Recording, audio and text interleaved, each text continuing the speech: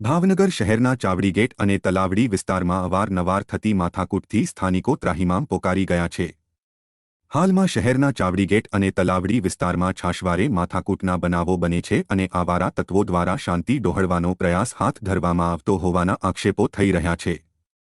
આ વિસ્તારમાં અસામાજિક તત્વો દ્વારા દાદાગીરી કરી છે અને ગાડીઓ પણ સળગાવી છે। જાણે પોલીસ પ્રશાસન સામે પડકાર ફેંકતા હોય તેમ અવારનવાર માથાકૂટ સર્જી કાયદા સામે પડકાર ફેંકી રહ્યા હોય તેમ લાગી રહ્યું છે। ફરી તલાવડી વિસ્તારમાં બે જૂથ વચ્ચે અથડામણ સર્જાઈ હતી, જેમાં ઈજાગ્રસ્તના સગા દ્વારા જણાવ્યા મુજબ અસામાજિક તત્વો નશાની હાલતમાં ઘરમાં ઘૂસી જઈ હુમલો કર્યો હતો, જેમાં આશરે 4 થી 5 લોકો ગંભીર ઈજાગ્રસ્ત થયા હતા। ઘટનાની જાણ થતાં પોલીસ કાફલો ઘટના સ્થળે દોડી જઈ કાયદેસરની કાર્યવાહી હાથ ધરી હતી।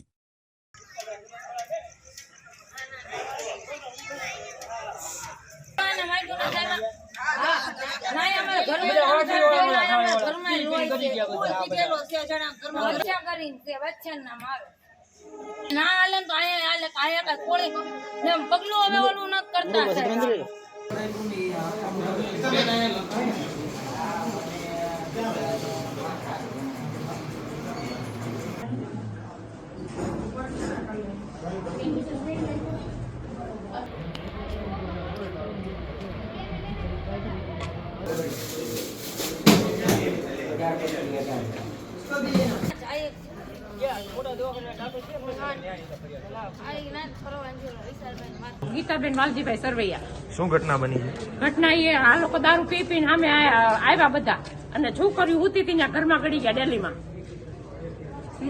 પીધેલા હતા બધા અને આના ઘરમાં ચડી ગયા। છોકરા કૂતરું આવ્યું હતું ને એની વાહે વાહે ઈ ગરી ગયો હારો કૂતરાને મારવા હાટતું। કૂતરાને મારવા ભાઈ મેં કીધું ઘરમાં આવવાનું ઘરમાં નથી, એના આદમી વગરનું ઘર છે। સીધા આવીને ગુંડા ને એવું બોલવા માંડ્યા। અમારા છોકરાઓને, એમાં છોકરા જાજા નતા, અમારા છોકરાઓને મારવા માંડ્યા। અમારા ઘરમાં હજી કેટલું લોહી પડ્યું છે, ઘરમાં બાઈ ઉપર હાથ ઉપાડવા માર્યા છે। કેટલા જણાને વાગ્યું? અમારે અહીંયા 4 જણાને વાગ્યું છે અને મૂંઢમાં વાગ્યા ઈ નોખા છે બધાને। અમારે બાઈ ઉપર હાથ ઉપાડવા, બધી બાઈ ઉપર હાથ ઉપાડ્યા છે એને ધોકા સામું પાછું વળું જ નથી જોયું એને અમારો કઈ ઓલો કે લેડીઝ ન મારી એમ। તલવારો લાવ્યા હતા, ધોકા લાયા હતા, હોકી લાયા હતા, બધું લાયા હતા। એમની બાઈ મારા ઘરમાં એકલા રહેતા, કોઈના ઘરમાં કરાય? અમારા ઘરમાં કોઈ દી આવો બનાવ નથી બન્યો નહીં। અમારા ઘરમાં અહીંયા આવીને મારી જાય। તમે આ અંગે પોલીસને જાણ કરી? હા, મીડિયા વાળા જાણકાર પોલીસ ની ગાડી આવી છે।